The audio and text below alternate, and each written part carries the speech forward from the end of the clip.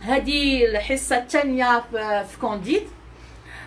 كنا درنا في الحصه الاولى الوثيقه الاولى اللي هضرنا فيها على العنوان. دونك اون افي بارلي ان بو دو تيتر كونديد او لوبتيميزم، داكور. وكنت غير هكا بعجاله كنت قلت لكم بان كونديد سي ان ادجيكتيف، الى عقلتوها سي ان ادجيكتيف، هو نعت. بحال بعض القصص اللي كيكون العنوان كيكون رمزي، كنقولوا جميله ولا وحش او شي حاجه بحال هكا. سي ان ادجيكتيف. كنقولوا اون بيرسون كونديد، واحد الشخص كونديد، بنت كونديد، ولد كونديد، بمعنى نايف، يعني ساذج، ها، سامبل ديسبري، يعني عنده واحد الفكر بسيط جدا، سامبل ديسبري. داكوغ. اون بو ميم دير ignorant، يعني شي انسان اللي كيصدق اي حاجه كتقولها له كيصدقها. داكوغ. حنا كنقولوا مقلوبه عليه القفه، ولا بالدارجه كنقولوا انسان نيه.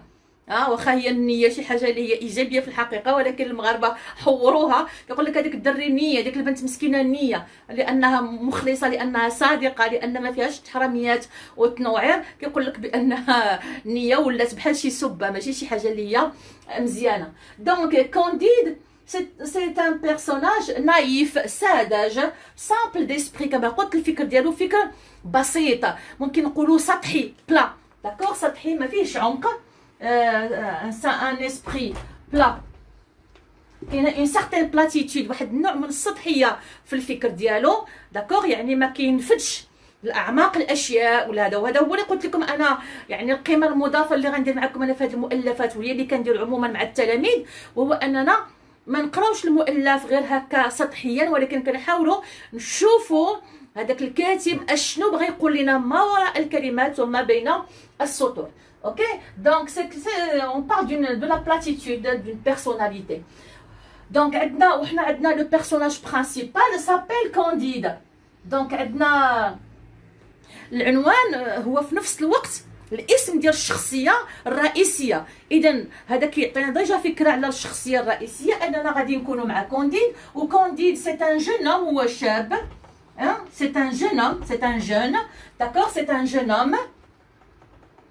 إذن كي كومون، كي نايف، كي سامبل ديسبري، داكوغ. وهذا الشيء حنا غادي نشوفوه بشويه بشويه من بعد. الوغ عندنا كونديد او لوبتيميزم.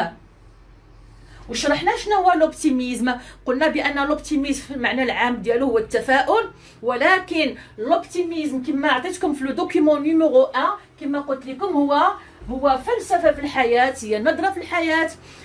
كان الفيلسوف ليبنيز هو اللي كيهضر عليها، وكانوا يعني كان نظام الحكم مع الكنيسه يعني في اوروبا ديال القرون الوسطى، كانوا كيتبناو هذه الفلسفه هذه ديال لوبتيميزم، واللي المعنى ديالها اننا نعيش في احسن عالم، ان الله خلق اللي هو كامل، خلق يعني الكون في احسن صوره، ميمكنش العالم يكون في شي صوره اللي هي افضل. وكنت قلت لكم كيفاش ان، وهذا الشيء حنا غادي نجيو ليه كذلك من بعد، كيفاش ان نظام الحكم يعني الملكي الفيودالي الاقطاعي مع النظام الكنسي كانوا كيستغلوا هاد الفلسفه هذه، وكانوا ناشرينها في المجتمع باش، وهو اللي غادي نشوفوه حنايا اليوم.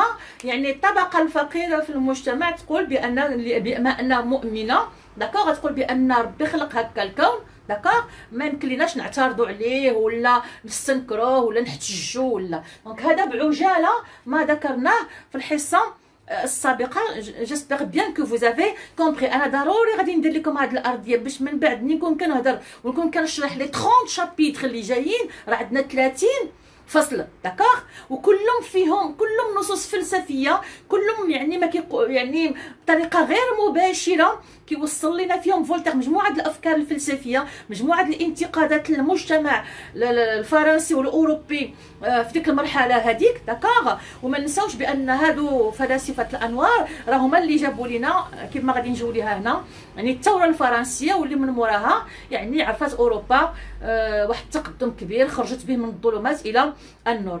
دونك اليوم غادي نشدوا لو دوكيمون نيميرو 2، كنتمنى انه يكون بين يديكم، داكوغ.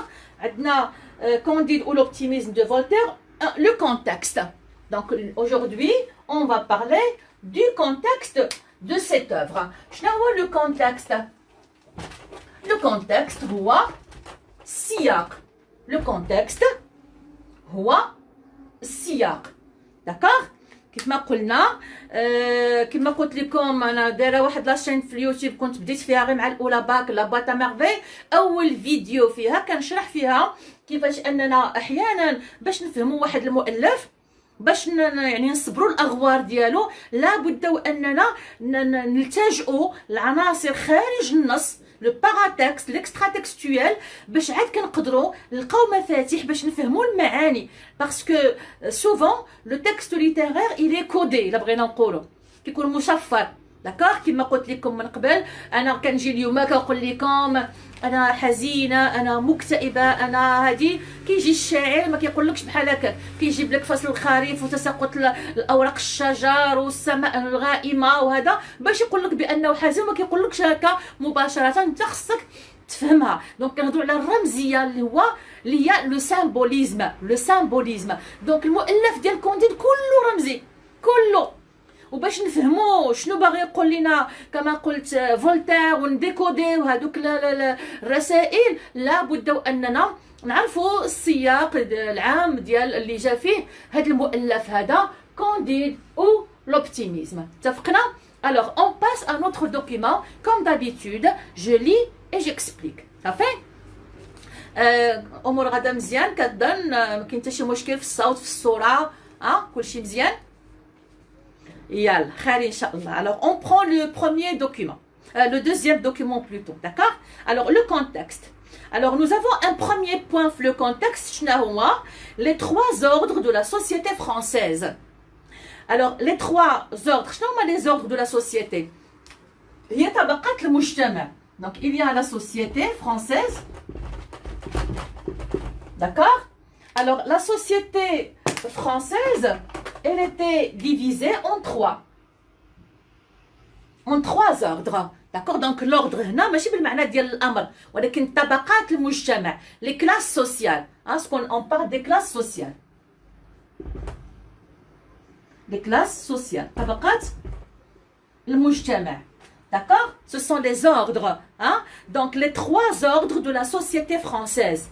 Comme au Moyen-Âge, le Moyen-Âge يقولون وسطى la société française était divisée en trois ordres. Donc on avait 1 2 3 كانوا عندنا ثلاثه ديال الفئات في المجتمع ثلاثه ديال الطبقات في المجتمع ثلاثه ديال الفئات في المجتمع. شنو هما هاد الثلاثه ديال الفئات؟ عندنا لو بوبل اللي هو الشعب اولا كيتسمى لو تيير ايتا. داكوغ لوغسكون دي لو تيير ايتا دابا انا وحده سولتني قالت لي استاذه واش هادشي غادي نحفظوه؟ لا انا بغيتكم دابا غير تفهموا معايا باش ملي كنكونوا كنقراو المؤلف كتحس براسك فاهم يعني واخا ما قريتيش واخا ربما مستواك ضعيف ولا ولكن عندك الفكره العامه. داكشي علاش انا كنشرح لكم هادشي لان بدون السياق بحال كتشوت شي واحد وكتباراشوتيه في شي بلاصه ما عرفش راسو فين كاين. فانا كنحاول دابا نعطيكم دي روبير معالم داكوغ اللي غتخلينا نلقاو راسنا وسط النص ملي نكونوا كنقراوه ولا ملي يطيح لكم النص في الامتحان. دونك غير صبروا معايا وبشويه بشويه ان شاء الله غادي نوصلوا لكل شيء وغنكملوا المؤلفات ديالنا. دونك كانت طبقه الشعب composé essentiellement de paysans. دونك شكون اللي كان كيكون هاد الفئه الاولى ديال الشعب؟ يعني الفلاحه طبقه الفلاحه وهادشي كنظن راكم غتشوفوه في التاريخ. D'accord? Donc الفلاحين les paysans mais aussi en nombre de plus en plus important de citadins. Donc في الاول كانت بالخصوص الطبقه ديال الفلاحين هي اللي كانت كتكون هاد الشريحه الاولى من المجتمع ولكن مع الوقت بداو كينضافوا ليها لهاد الطبقه ديال الشعب يعني بعض سكان المدن كذلك منهم لي زارتيزون اي لي بورجوا. لي زارتيزون هما الحرفيين اللي كيديروا ان طرافاي مانويل. لي زارتيزون هما الحرفيين.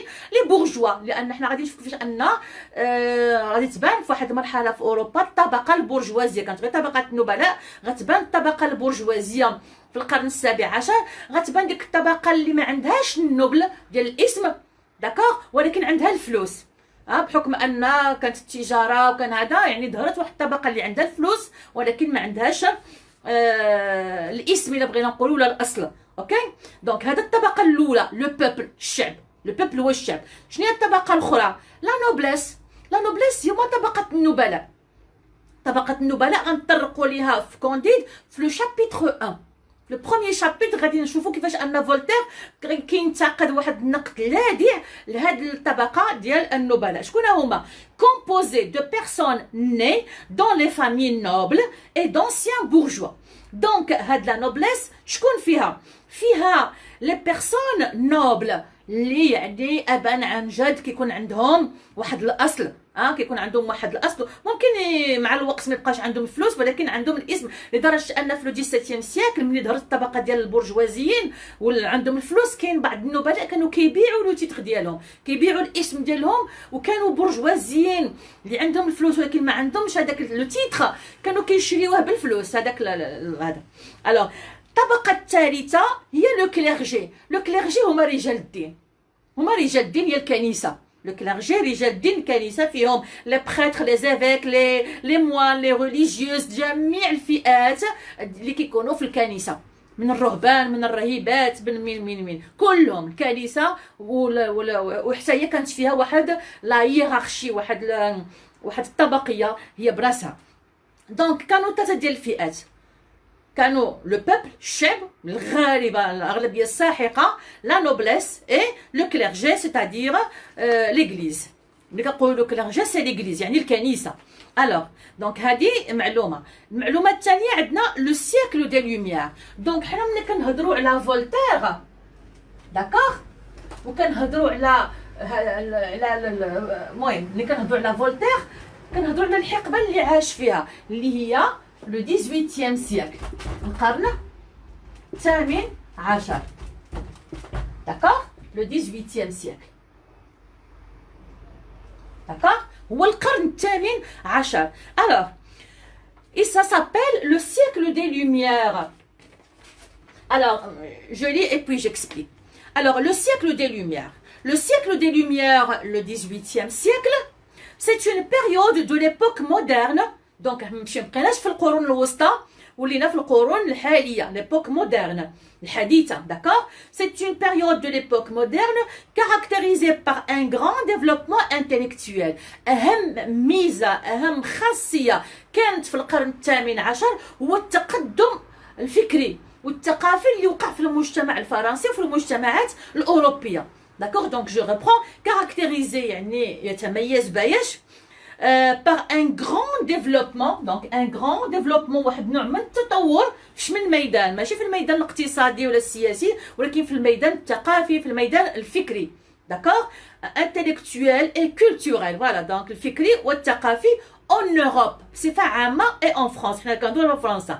il est à l'origine d'un grand nombre de découvertes, inventions et aussi de révolutions. donc القرن الثامن عشر كان واحد القرن غني، كانت فيه مجموعه ديال الاكتشافات، مجموعه ديال الاختراعات لي زانفونسيون، ولكن كذلك كانت فيه ثورات، منها الثوره الفرنسيه لا ريفولوسيون فرانسيز en 1789. d'accord. alors voilà donc révolution, notamment la révolution française en 1789. alors c'est le siècle des philosophes. donc ملي كنقولوا le siècle des lumières le 18e siècle c'est le siècle des philosophes. هو قرن بامتياز ديال الفلاسفه، يعني على المستوى الفكري ديال الفلاسفه. اوكي فوالا بحال من دونك اشهر الفلاسفه مونتسكيو، فولتير، جون جاك روسو، ديني ديدرو، دالامبert etc. qui se concentrent tous les philosophes qui ont vécu au 18e siècle كلهم ركزوا على ايش؟ qui se concentrent tous sur un même sujet. كلهم كانوا مركزين على موضوع واحد من جوانب مختلفة. شنو هي؟ alors la remise en question des structures politiques et des systèmes de valeurs traditionnels. donc كان هذا هو الهاجس ديالهم، كان هذا هو الهم ديالهم الوحيد. اشنا هو la remise en question. شنو هي remise en question؟ la remise en question هي إعادة النظر. on dit remettre quelque chose en question. remettre en وهذه راه بغيتكم تعقلوا عليها، لان غادي نستعمل بزاف انا هذا التعبير هذا. remettre en question هي اعاده النظر. كنقولوا j'ai remis en question l'idée suivante ولا شي حاجه، يعني اعدت النظر. J'ai remis en question mon comportement de la semaine dernière envers mon ami. يعني درت واحد التصرف مع صديقه ديالي، ومن بعد اسبوع بان لي بانني خطات ربما، الوغ اعدت النظر في ديك التصرف ديالي هذاك، عدت فيه النظر. remettre en question. دونك ملي كنعيدوا النظر في شي حاجه كنعاودوا نطرحوا اسئله، واش ديك التصرف اللي درته هو هذاك، واش ديك الهضره اللي قلتي هي هذيك، واش ما جرحتهاش، واش ما درتش، واش ما فعلتش. دونك هكاك الانسان كيكون كيعيد النظر، يعني كيكون واحد الانسان دائما الفكر ديالو حي، دائما كيطرح اسئله. فهمنا؟ دونك remettre en question. بغيتكم تعقلوا على هذا التعبير. علاش؟ لاننا حنا غادي نشوفوا في القصه كامله كيفاش ان كانديد il va remettre en question du chapitre 2 شويه 3 4 5 شويه بشويه حتى غيوصل لو chapitre 30. il a remis en question et il a pris une nouvelle décision, un nouveau rythme dans la vie, une nouvelle façon de voir la vie et les choses ماشي بحال هذيك اللي كانت عنده من قبل. donc remettre en question, la remise en question هي remettre, le nom c'est la remise، إعادة النظر. la remise en question إعادة النظر. alors إعادة النظر فاش؟ Alors, la remise en question نسطرتها لكم، d'accord؟ des structures politiques، البنيات السياسية اللي كانت في المجتمع، البنية السياسية اللي كانت في المجتمع، des structures politiques et des systèmes de valeurs traditionnels. والهذا لو système de valeurs يعني سلم القيم، داكوغ، القيم اللي كانت منتشره في المجتمع من خلال الكنيسه، داكوغ، من خلال النظام الاجتماعي كما قلنا من قبل اللي كان في المجتمع. دونك غادي يجيو هاد الفلاسفه غادي يطرحوا اسئله حول المجال السياسي ونظام الحكم والسلطه وداكشي، كذلك غيعيدوا النظر في واحد المجموعه من الاخلاق والقيم اللي كانت منتشره في المجتمع الاوروبي وفي فرنسا بالنسبه لنا حنا هنايا avec Voltaire. donc la remise, je reprends la phrase qui est soulignée، الجمله اللي هي مسطره، d'accord. la remise en question des structures politiques et des systèmes de valeurs traditionnels، d'accord. donc les valeurs هما القيم، les valeurs هما القيم traditionnelles يعني التقليديه، بغاو يجيو بقيم جديده اللي غادي تزيد بالمجتمع القدام، لان لمده قرون من الزمان اوروبا كانت واقفه ما كاين لا تقدم لا حتى شي حاجه بسبب هذاك النظام الاجتماعي والسياسي اللي كان من قبل، وحنا غادي نجيو نشوفوه بتفصيل من بعد، داكوغ. الوغ هاد لي فالور تراديسيونيل فاش؟ في لا ريليجيون يعني في الدين، لا مونارشي ابسولو اللي هي الملكيه المطلقه، لا مونارشي ابسولو هي الملكيه، لا مونارشي هي الملكيه، لو مونارك هو الملك، كنقولوا لو روا وكنقولوا لو مونارك. دابا حنايا المغرب نو سوم اون مونارشي، عندنا ان مونارك، داكوغ، عندنا ان روا. دونك لا مونارشي ابسولي وهي الملكيه المطلقه اللي عندها السلطه، يعني التقريريه، التنفيذيه، التشريعيه، كلشي، داكوغ. ليدوكاسيون التربيه، داكوغ. لي سيونس العلوم اكسيتيرا. دونك بزاف ديال الامور تعاد فيها النظر. داكشي علاش جات من بعد الثوره الفرنسيه وتقلبات اوروبا، ما نقولوا راسنا على عقب، بغينا نقولوا بدات اوروبا واحد العصر جديد، ومن تما اوروبا غادا كتقدم وغادا الى الامام في اشياء بيان سور، خصوصا الجوانب الماديه، داكا. فوالا سو سيكل اي نومي لو سيكل دي لوميير. علاش هاد لو سيكل هذا اللي هو لو 18 سيكل علاش سميتو عصر الانوار؟ ملي كنقولوا الانوار العكس ديالاش؟ انوار يعني جمع نور، والنور العكس ديالو هو الظلمه، اذا العكس ديال الانوار هي الظلمات. بمعنى ان ما قبل القرن الثامن عشر اوروبا فاش كانت عايشه؟ واش ما كانش عندهم الضوء؟ هو الضوء اصلا ما كانش، لان حتى مع توماس اديسون عاد جات البوله وداكشي، كانوا القناديل، كان الشموع بيان سيغ وداكشي، ولكن هنا الرمزيه ديال الظلمه، داكوغ، والرمزيه ديال النور اللي هو الجهل. دونك هنا الظلمه هي ظلمه الجهل، داكوغ، والنور هو نور المعرفه.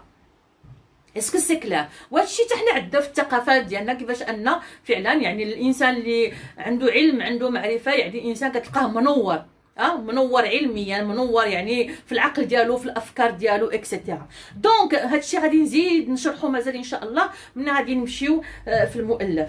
دونك سو سيكل اي نومي مسمى، يعني سمي لو سيكل دي لوميير. علاش؟ كار ا سيت ايبوك، لانه في هاد المرحله هادي لي فيلوزوف مالهم شنو داروا الفلاسفه؟ اون فولو éclairer l'esprit des gens. وكأن ديك الفلاسفه بالافكار ديالهم جابوا بحال شي قناديل ودخلوا الفكر ديال الناس وضواو الفكر ديال الناس، يعني وعاوهم وراوهم، حلوا عينيهم على بزاف د الحقائق، على بزاف ديال الاشياء اللي ما كانوش عارفينها، اللي ما كانوا غافلين عليها بحكم الاميه. لان كالشعب، لان كما قلنا الاغلبيه الساحقه ديال المجتمع اللي هو الشعب ما كانش كيقرا. دونك الدراسه يعني كان واحد الميزه خاصه بالنبلاء وبالرجال الدين، داكوغ. اما عموم الشعب راه كان انالفابيت امي، وكان انيورون، حتى اللي كيقرا واحد شويه انيورون يعني جاهل. دونك كاين الانالفابيتيزم اللي هو الاميه ديال الكتابه هذا، وكاين هذا لينيورونس اللي هو الجهل. وهذه من بين الامور كذلك اللي غنجي ليها، لان حنا الان في القرن 21 حنا المجتمع المغربي، حنا الشباب تبارك الله، واخا يكون عندك الايفون وعندك جون سي با كوا وكدير، ولكن واش كتلقى عندنا واحد الجهل، واحد الظلمه في الدماغ ديالنا من نوع معين، وهذا الشيء غادي نجي ليه بشويه. دونك التحضر والحضاره وهذا ماشي هو ان يكون عندك اخر ما توصلت اليه الحضاره من الامور الماديه، تليفون كيت في ودنك، بلازما، اسكو جو مي في كومبرون. ولكن هنا شنو كاين؟ هنا اشنو كاين؟ هذا هو اللي مهم بزاف. وانا كما قلت ما نحرقش الاوراق ديالي كلها، لان غنفرع عليكم راسكم، وغادي تصبروا معايا واحد شويه، لان خاصنا واحد شويه النفس. علاش لا؟ شوفوا الاوروبا كيفاش انها يعني كما قلت يعني من الظلمات الى النور، يعني بسبب هذا العلم اللي انتشر في عصر الانوار وهذه الفلاسفه. وحنا كذلك عندنا رساله الاسلام اول ما نزل به جبريل عليه السلام على رسول الله صلى الله عليه وسلم النبي الامي في ظلمه غار حراء. اشنو قال ليه؟ شنو قال له؟ قال له نوض تصلي، قال له نوض شري ايفون، قال له اقرا. اسكو جو مي في كومبرون؟ ولذلك كان طلب العلم فريضه، ولذلك كان من سلك طريقا يلتمس فيه علما سلك الله به طريقا الى الجنه. اي سي تري امبورطون. وهذا الشيء كما قلت غادي نجيو ليه ان شاء الله، ربما في اطار ان شاء الله هذا التحليل ديالنا للمؤلف. دونك نعاود نرجع للجمله. Ce siècle est nommé le siècle des Lumières car à cette époque les philosophes ont voulu éclairer l'esprit des gens. جاو باش يضويو، باش ينوروا العقول ديال الناس. et les délivrer des ténèbres de l'ignorance. وباش يخلصوهم، délivrer يخلصوهم، يعني يزولوا ليهم الحديد اللي كان رابطهم ديال الجهل. d'accord? le délivrer des ténèbres. les ténèbres هما الظلمات. هو ديك الظلام الدامس. les ténèbres. les ténèbres de quoi? de l'ignorance. شنو هي l'ignorance؟ هو الجهل tout simplement. donc هنا لو سامبوليزم عندنا واضح من الدقه الاولى. دونك عندنا لا لوميير او لا لي لوميير اللي عكس ديالها لي تينيبر. كنقولوا لي تينيبر او لا لوبسكوريتي، الظلمه، l'obscurité. Est-ce que c'est clair? Donc, les lumières ou la lumière, c'est quoi ici? C'est la lumière de quoi? C'est la lumière de la connaissance. N'est-ce pas? Le savoir. العلم، المعرفة، la science. L'éducation, التربية, etc. Donc, هذا هو نور، les lumières، la connaissance، le savoir، la science. العكس ديالها اللي هو شنو؟ l'ignorance، الجهل. l'ignorance. Ou bien sûr, avec la connaissance, le savoir et la science, qui يجي شنو؟ qui يجي le progrès. تقدم.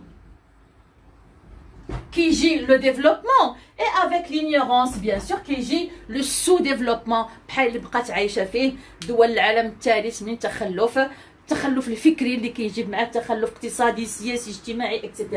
داكور فوالا دونك عندنا هنايا لو سيكل دي لوميير ها هو دونك لا لوميير لو كونترير دو لي تنابر لوبسكوريتي وهذا الشيء هذه الثنائيه عندنا كذلك حتى في القران الكريم وفي السنه النبويه كلمه معروفه هذه الثنائيه ديال هذه الرمزيه هذه معروفه ديال النور اللي هو نور العلم نور المعرفه الانسان كيفتح عينيه كيشوف داكور وكيفاش ان الظلمه ديال الجهل داكور الظلمه ديال الاميه الظلمه ديال فوالا دونك un peu ce que les philosophes de lumière جاو يديروا donc باش ils vont éclairer l'esprit des gens par quoi par cette remise en question donc هي حركه فكريه تنويريه ثقافيه يعني من الدرجه الاولى donc je continue les philosophes اشنو مالهم شنو كانوا كيديروا كريتيكي لا مونارشي انا ملي كنقول لكم هادشي كله لان هادشي هو اللي غنلقاوه في كوندي انا ما خرجش السياق هاد الافكار اللي كنقولوا دابا كلها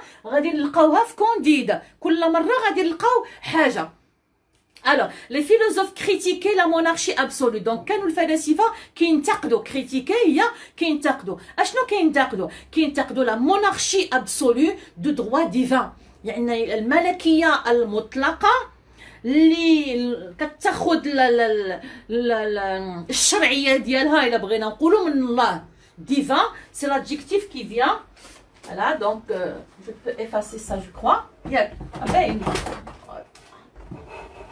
باقي خصني نجود هاد التقنيات ديالي انا بديت كندير دروس في المدرس الرقمي باش ان شاء الله نبقى نحط لكم داكشي زوين وفي المستوى. alors qu'est-ce que je disais donc قلنا les philosophes critiquaient la monarchie absolue de droit divin ملي كتمشي للديكسيونير كتقلب على monarchie absolue de droit divin اشنا هي هو ان الملك كان يمثل كلمه الله في الارض كان كيستمد السلطه ديالو من الكنيسه ومن الدين داكوغ دونك كان الملك يعني كيسوقوا ليه في المجتمع مع الشعب اللي هو مسكين غير مثقف وامي وما كيعرف والو كانوا يعني كيدخلوا ليه الفكره كيفاش ان هاد النبلاء وخصوصا الملك يستمد شرعيته من الله اذا الملك هو كلمه الله على الارض ملي كتقول انت الملك هو كلمه الله كنهضر على السياق الاوروبي اذا انت كانسان ما عندكش الحق انك تنتقده انك تستنكر شي حاجه قالها ولا شي حاجه دارها اي حاجه قالها نعم علاش لان الا مشيتي حتى هزيتي راسك ولا قلتي لا ولا كتولي وكانك خرجتي على المله خرجتي على الدين خرجتي على المله كتولي فاسق عاص وفاسق Est-ce que je me fais comprendre? Donc هنا كنت باغا نقول لكم على divin le droit divin donc divin c'est l'adjectif divin c'est un adjectif qui vient du mot Dieu إلهي divin c'est un adjectif le féminin divine كنقول le Coran est un texte divin القرآن هو نص إلهي نص رباني جاي من عند الله سبحانه وتعالى la source divine divin l'adjectif c'est un adjectif le féminin c'est divine أي حاجة اللي المصدر ديالها إلهي d'accord donc كان السائد في المجتمعات ما قبل الثورة الفرنسية ما قبل القرن الثامن عشر أن الملكية المطلقة تستمد شرعيتها من الله ملي غادي نقولوا إذا من الله اوتوماتيكمون ملي غنذكروا الله غنذكروا واحد الطبقة اللي هي رجال الدين والكنيسة وهنا غادي نشوفوا كيفاش أن كان واحد النوع من الاتحاد إلا بغينا نقولوا ولا التعاون ما بين هاد الطبقتين بجوج باش كرسوا هاد الواقع وهاد الافكار في المجتمع donc je continue je reprends la phrase les philosophes critiquaient la monarchie absolue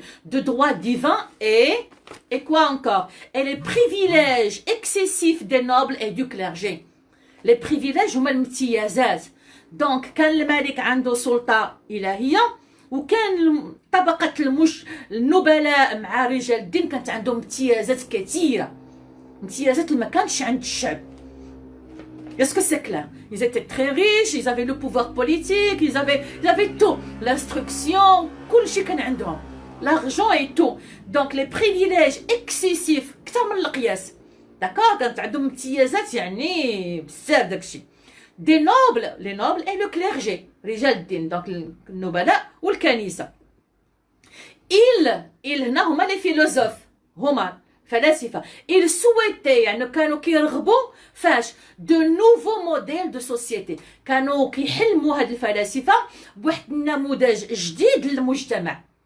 داكوغ، ما يكونش فيه هاد الطبقية، ما يكونش فيه هاد الظلم، ما يكونش فيه يعني هاد التهميش بهاد الصورة لواحد الشريحة كبيرة من المجتمع و فهمنا؟ il souhaitait de nouveaux modèles، donc نماذج موديلات جديدة، داكوغ، de société، على شمن نوع من المجتمع dans lesquels les hommes seraient libres et égaux. هذه من بين الامور اللي غيركز عليها كذلك فولتير. دونك كانوا عندهم واحد التصور ديال المجتمع اللي الناس فيه احرار، ما كاينش العبوديه، لان ملي كنقولوا النبلاء راه كان ديك الساعات ليكسكلافاجيزم، كان النبيل عنده مثلا القصر، عنده قريه بالناس اللي فيها، بالسكان اللي فيها، كلشي كيولي ديالو. دونك ليبر اون سيغتان ليبرتي اي ايغو، غيكونوا متساويين. دونك الحريه والمساواه، الحريه والمساواه، معنى ان هادو بجوج ما كانش الحريه وما كانش المساواه، لان كانت واحد النوع من الطبقيه في المجتمع. انسي وهكذا ce mouvement est appelé la philosophie des lumières. دونك هاد الحركيه الفكريه اللي كانت في القرن الثامن عشر تسمات فلسفه الانوار، car les philosophes se proposaient d'éclairer le plus grand nombre de personnes. لأن كما قلنا الفلاسفة كان الهدف ديالهم هو أنهم ينوروا العقول ديال أكبر عدد ممكن من شرائح المجتمع، وخاصة طبقة الشعوب.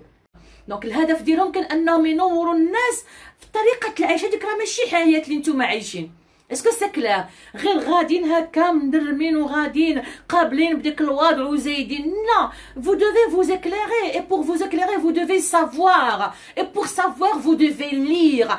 اقرا اول حاجه كانت اقرا، ماشي غير هكاك عبثا. وانا هنا معكم في هذه المؤلفات غنركز على هذا اقرا، باش ماشي غنقراو غير داكشي غير سطحيا، لا، حيت الا قرينا القراءه الصحيحه غنستافدوا من هذه المؤلفات باذن الله عز وجل.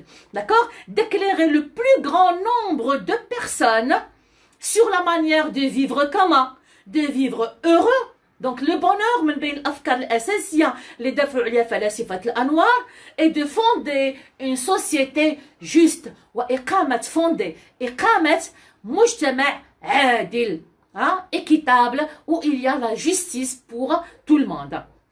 دونك هذا كانوا فلاسفه. alors les idées des lumières، شنو هي اهم الافكار اللي كانت في هذا العصر الانوار؟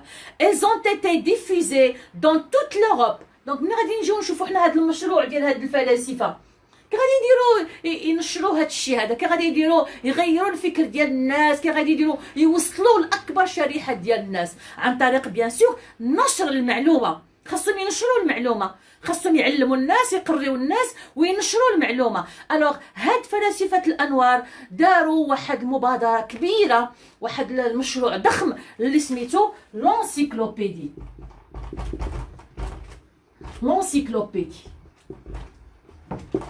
هاد ملي كنقولوا حنا لونسيكلوبيدي هي الموسوعه. لونسيكلوبيدي بحال دابا ديكسيونير كتلقى فيه كلمه فيها غير شرح هكا. ملي كتشد واحد الموسوعه كتلقى كتقلب على لابوليسيون كتلقى كتاب كامل كيهضر لك على لابوليسيون، على التلوث، اولا مجموعه اجزاء كتهضر لك على صحه الانسان، كتسمى اون انسيكلوبيدي، موسوعه. دونك غادي ينشروا المعلومات كيفاش غراس ا لونسيكلوبيدي. شنو هو كان الهدف من هاد l'encyclopédie؟ Le but de l'encyclopédie est de rassembler les connaissances éparses sur la surface de la terre. دونك شنو داروا هاد العلماء؟ جمعوا العلم اللي كاين في العالم، جمعوا العلم، داكوغ، وداروا دي زارتيكل، داروا مقاطع بحال الديكسيونير، مقاطع صغيره كيشرحوا فيها وكيبسطوا فيها المعلومات والعلوم للناس باش يوصل داكشي لاكبر شريحه. ce qu'on appelle la vulgarisation de l'information. بحال دابا انا مثلا انا استاذه الفرنسيه، ملي كنقرا واحد النص علمي خصني نشد ديكسيونير ونبدا نشرح، وي ولا؟ ولكن كاين بعض المجلات العلميه اللي كتكتب كتنشر معلومات علميه بطريقه مبسطه كيقدر يفهمها كلشي، ما كتستعملش كلمات ديال التخصص بزاف باش كتكون موجده الان لارج بوبليك، كتسمى هذيك لا فولغاريزاسيون دو لانفورماسيون، يعني تبسيط المعلومه. دونك هاد لونسيكلوبيدي الفلاسفه جمعوا المعلومات وكتبوها وبسطوها، بعدا بسطوها وكتبوها وبداو كينشروها في المجتمع. كيفاش؟ نعاود نرجع. دونك le but de l'encyclopédie est de rassembler les connaissances éparses. donc جمعوا المعلومات المتفرقه éparses اللي مشتته، داكوغ، مشتته في المجتمع على وجه البسيطه sur la surface de la terre, afin que les travaux des siècles passés n'aient pas été inutiles pour les siècles qui succéderont. donc دار واحد العمليه اولى هي عمليه جمع العلوم، جمع المعلومات، يعني من القديمه كلها جمعوا باش داروا واحد النوع من التراكم. وهذا الشيء راه هما داروه في القرن الثامن عشر. حنا علماء الاسلام داروه مباشره من مور رساله الرسول صلى الله عليه وسلم، كيفاش ان العلماء اللي خداو فعلا باقراء ديال النهضه ديال يعني الاسلاميه خداو العلوم من الرومانيه الاغريقيه، ترجموها وزادوا عليها. راه دائما ملي كتبغي تبني واحد الحضاره اول حاجه هي هذه، داكوغ، هو هذا الصرح هذا العلمي المعرفي كخصك تجمعو، كخصك تنشرو، كخصك اسكو سي كلا. دونك الاوروبيين داروا نفس الشيء، جمعوا العلوم من جديد بسطوها. وهنا في هذه المرحله هذه اللي مجموعه من العلماء الغربيين، وهادشي ولينا كنلقاوه مؤخرا في بعض البرامج لا الغربيه بالخصوص، كيفاش ان بعض العلماء خداو يعني منشورات ديال علماء مسلمين ترجموها وسندوها لراسهم، كتبوها بالاسم ديالهم بدون تحقيق الاسم يعني ديال العلماء المسلمين اللي كانوا وراها، يعني ما كانش واحد النوع من النزاهه العلميه. جو كونتينيو. دابا انا كنبغي نقول لكم بزاف د المعلومات وغنبقى ندخل نخرج في الهضره. donc afin que les travaux des siècles passés n'aient pas été inutiles pour que les siècles qui succéderont. donc باش يوقع واحد النوع من التراكم، هما غادي يبنيو واحد الصرح حضاري، ماشي غيبداو من الصفر، لا، يجمعوا داكشي اللي كاين، داكوغ، ماشي غينطلقوا من الزيرو، موجود، كاينه واحد الحضاره، كاين واحد الارث معرفي، غادي نجمعوه وغادي نبنيو عليه هو نيت. داكوغ كو نو نوفو. دونك هذا واحد المقطع انا خديته كما هو كتعريف من داكشي علاش عندكم مسطر بلي بوانتيي، هذا كلمات ماخوذه من ديكسيونير. داكوغ كو نو نوفو devenons plus instruits. دونك باش الاولاد ديالنا يوليو اكثر ثقافه، اكثر تعلما، deviennent en même temps plus vertueux et plus heureux.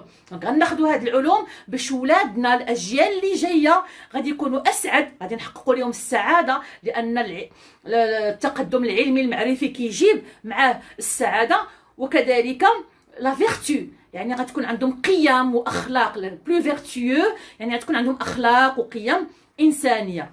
et on rencontre avec les philosophes dans les salons littéraires, les cafés. donc شنو داروا؟ دونك نشروا، بداو كينشروا كيفاش، وكانوا كيديروا لقاءات فين كانت الصالونات الادبيه والمقاهي الادبيه. انتشرت في الوقيته ديال هاد فلاسفه الانوار، انتشرت هاد العاده ديال المقاهي الادبيه والفكريه والصالونات الادبيه والفكريه، كيكون اديب وكيستدعي الناس، وهذوك عاوتاني كيديروا صالون، وهكذا حتى كتنتشر المعرفه في المجتمع. دونك كانوا الصالونات الادبيه والفكريه، كانت المقاهي الادبيه والفكريه لي كافي الوغ انتردي par les livres et les journaux. donc نشروا كذلك كتب، وكذلك كانوا كينشروا القصاصات والمقالات القصيره اللي باش المعرفه تنتشر بسرعه في الجرائد. vendu un peu partout par des marchands ambulants. donc ما كانش، لان الكتب كانت غاليه، راه كانوا النبلاء فقط ورجال الدين اللي عندهم الامكانيه انهم يقتنيوا الكتب. داكوغ، فهما اذا بسطوا المعلومه وكذلك خلوها في المتناول ديال الناس، à la portée de tout le monde à travers le journal. بداو كينشروا هذاك الشيء. Les philosophes pensent que les gouvernements doivent respecter les droits et les libertés fondamentales. donc هنا بدا كتنتشر العلم، بدا كتنتشر المعرفه. شنو جاو معاها؟ شنو جابوا معاها الفلاسفه الانوار؟ ان الحكومات والانظمه لي غوفرنمون الحكومات خاصهم يحترموا الحقوق والحريات العامه الاساسيه. دونك هذه من بين الامور اللي جات مع عصر الانوار واللي كانت اوروبا ما كتعرفهاش ملي كانت عايشه في الطبقيه، كما قلت النظام الفيودالي والارستقراطيه والفقراء اللي مساكن ما عندهم لا حقوق لا حتى شي حاجه والكاهي ديالهم مثقل بالضرائب و اذا اول لي غوفرنمون شنو خاصهم دوافغ ريسبكتي لي دروا اي لي ليبرتي فوندامونتال. لابد ان الانظمه والحكومات يحترموا الحقوق والحريات الاساسيه كوم سيل دو سيكسبريمي، من بينها حريه التعبير. وهذه من بين الامور الاساسيه اللي ناضلوا من اجلها فلاسفه الانوار واللي باقا لحد الان في اوروبا، حريه التعبير، لا ليبرتي ديكسبرسيون. لان حنا كنعرفوا ان الانظمه يعني الديكتاتوريه ما كتسمحش بحريه التعبير، وداكشي اللي كان كما قلت في اوروبا يعني تحت وطأة النظام الفيودالي وديك الملكيه المغرضه. Pour les penseurs يعني المفكرين هما les penseurs la souveraineté appartient au peuple. كيفاش ان الحكم خاصو يكون ولا لا سوفرينتي يعني ان الانسان يكون يتحكم في حياته، يتحكم في ارائه في افكاره، يكون ليبر ويكون يعني كريم دينيا داكوغ ابارتيان او بوبل. كيفاش ان الشعب هو اللي خصو يكون يعني عنده الاولويه في تسيير نفسه وفي تسيير حياته بصفه عامه. D'accord? Voilà. Donc, هنا مثلا عندنا pour Montesquieu, les pouvoirs doivent être séparés. مثلا من بين فلاسفة الأنوار كاين مونتسكيو كنهضر على القضية ديال السلط، يعني توزيع السلط، فصل السلط، ماشي فصل السلط. Les pouvoirs doivent être séparés. Les pouvoirs هما السلط doivent être séparés. لابد من الفصل et non réunis. ما يمكنناش نجمعوا السلطة كما قلت التشريعية التنفيذية هذا في يد واحدة dans les mains d'un seul homme comme c'est le cas dans une monarchie absolue. دونك في اطار يعني الملكيه المطلقه كتلقى يعني الملك في يده السلطات كامله. الوغ مثلا بالنسبه لغوسو كان ركز على الجانب ديال المجتمع، على المجتمع والتربيه وداكشي. il suggère que les hommes sont libres et demeurent égaux. دونك كان كيهضر على ان الانسان يعني خاصو يكون حر وتكون المساواة l'égalité égaux en droit dans son livre le contrat social. le contrat social هذا كتاب مشهور كيقراوه علماء الاجتماع والتربية ديال جون جاك روسو اللي اكد فيه على حرية الانسان وكذلك على المساواة ما بين الناس. لا ماجوريتي دي فيلوزوف كخوا اون ديو، يعني غالبية هاد الفلاسفة ديال الانوار كانوا كيامنوا بوجود الله، يعني هو ما كانوش ضد الاعتراف بالله. ولكن حنا غادي نشوفوا كيفاش ان التنزيل ديال الكنيسه كيفاش ان كانت كتنزل هذوك الافكار مع التحريف اللي حنا كمسلمين عارفين، التحريفات التي طالت الكتب السماويه من غير القرآن الكريم الذي تكفل الله عز وجل بحفظه، إنا نحن نزلنا الذكر وإنا له لحافظون. يعني الكتب السماوية الأخرى لحقها التحريف من أيدي الرهبان ورجال الدين تماشيا مع مصالحهم ومصالح يعني السلطة الحاكمة، فكانوا كيحكموا الناس بالنص المقدس اللي هو محرف. داكوغ انت ما عندكش الحق تهضر، الا هضرتي غادي تكون انسان عاصي. وكلكم قريتوا على صكوك الغفران وعلى كيفاش ان فعلا الكنيسه يعني كانت كتمارس هي والملكيه كانوا كيمارسوا الظلم باسم الله. داكوغ كانوا هما كيعيشوا في الغنى الفاحش والثراء وهذا باسم الله، ويمارسون الظلم معه من فقر وعبوديه وعدم حقوق وهدم حقوق الناس وداكشي باسم الله. فكان الانسان ما كيقدرش كما قلت يستنكر او لا يثور او لا يرفض، لانه يخاف ان ربي يعاقبه انه ما يكونش راضي عليه. دونك كان هنا استغلال الدين بواحد الصوره بشعه لمصالح خاصه. دونك لا ماجوريتي الغالبيه دي فيلوزوف كخوا اون ديو كيامنوا بالله، مي il souhaite que l'homme puisse choisir sa croyance. وفي نفس الوقت كان من بين الامور اللي جاو بها ان الانسان خصو يختار، هو ما تفرضش عليه واحد الدين معين، خاص تبقى الحريه للانسان. وشوفوا هذا الشيء راه وقع في اوروبا حتى القرن الثامن عشر. حنا ربي قال لنا قبل بقرون لا اكراه في الدين، أن الإنسان حر بأن يؤمن، فمن شاء فليؤمن ومن شاء فليكفر. المهم أن تحمل تبعات قرارك في الإيمان أو عدم الإيمان، الخضوع أو عدم الخضوع إلى آخره. دونك هما حتى القرن الثامن عشر عاد ناضلوا من أجل هذه القضية هذه. فولتير مثلا اللي هو اللي احنا غادي نهتموا به أكثر بحكم أنه هو المؤلف ديال هذا الكتاب ديالنا. il se dit déiste. دايست ملي كنمشيو للديكسيونير شنو كنلقاو؟ هو فولتير ماشي ملحد، كيامن بالله. اسكو سي كلار؟ دونك il croit en l'existence d'un dieu، كيامن بان هناك قوه خلقت هذا الكون، ولكن بغض النظر على الديانه مسيحيه ولا يهوديه ولا اسلام، انا كنامن بان كاين خالق لهذا الكون والسلام. هو ماشي كيقول لك لا، ماشي ملحد اناتي، لاتيزم الناتي هو ملحد. الناتي هو il n'était pas athée mais il se posait des questions. بعد دابا نجيو ليها. كان كيطرح بزاف ديال الاسئله حتى هو فلسفيه حول العدل الالهي وحول بزاف ديال الامور. داكور. المهم ان فولتير il croit en Dieu mais il critique violemment la hiérarchie ecclésiastique. ماشي سوا ليغلي وي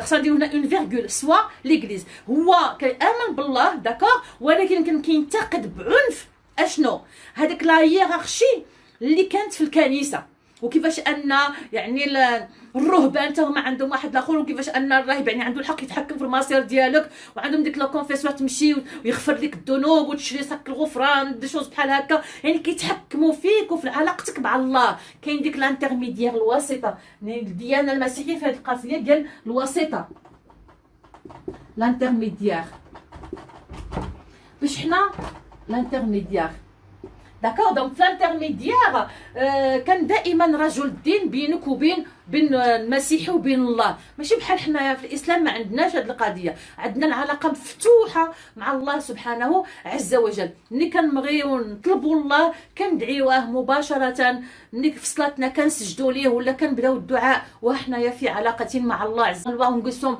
نكونفيسيو الذنوب ديالنا غير مع سيدي ربي، يا ربي راني درت وفعلت، يا ربي اغفر لي، يا ربي ارحمني، يا ربي توب عليا. ويتوب الله سبحانه عز وجل. اتبع السيئه الحسنه تمحوها كما قال صلى الله عليه وسلم. دونك الديانه المسيحيه ولا بحكم انهم كما قلت ديانات محرفه، حرفوها، عاودوا الكتابه ديالها، رجال الدين الرهبان على حسب الامتيازات السياسيه وعلى حسب المصالح ديالهم، وبالتالي يعني كان يمارس كما قلت الظلم.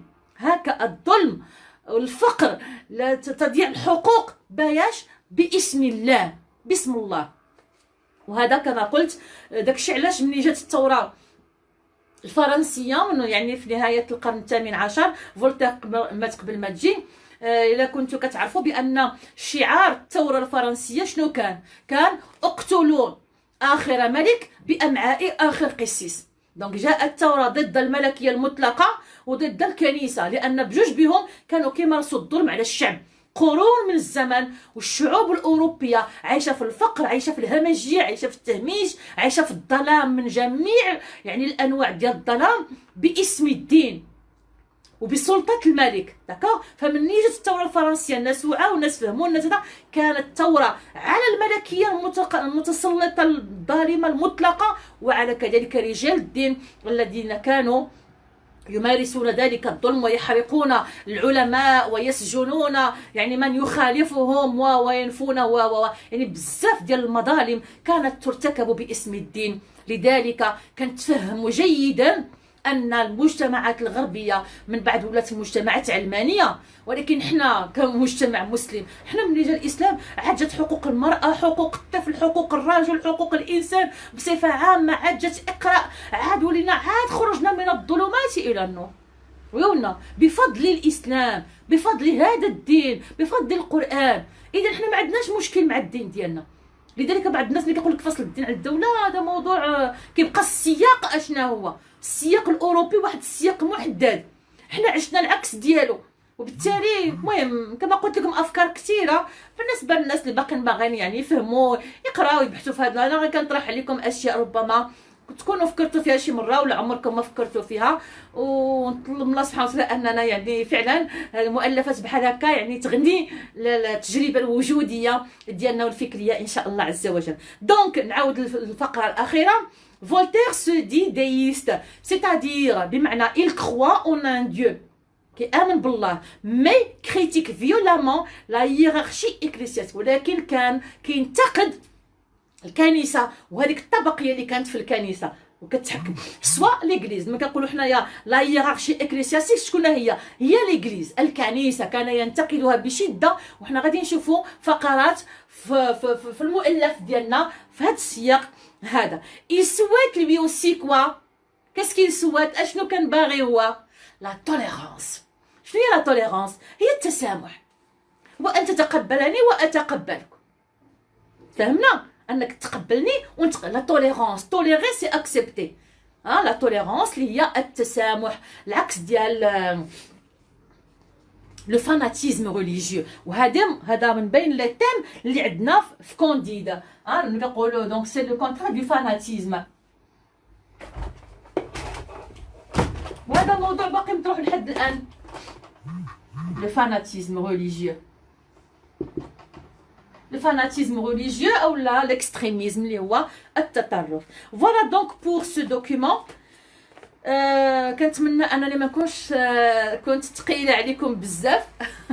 انا كنستمتع بهذا الشيء والشرح وداك الشيء. كنتمنى من اعماق قلبي انكم نتوما تكونوا استمتعتوا معايا في هذه الحصه هذه. غادي نتوقف هنا لان دوزنا ساعه ديال المكانه، وانا خصني عاد نسترجع بشويه، ما كنعرفش نهضر بشويه، دونك ديجا حلقي بدا كيحرقني هنايا. انا كملت هذه الحصه الاولى. ساخبركم ان شاء الله دابا بعد غدا، دابا يومين ربما ندير لكم الحصه الثانيه بالوتيره ديال 2 إلى 3 حصص في الاسبوع باش نخدموا في خاطرنا ان شاء الله عز وجل. نطلب الله سبحانه وتعالى يقدرنا.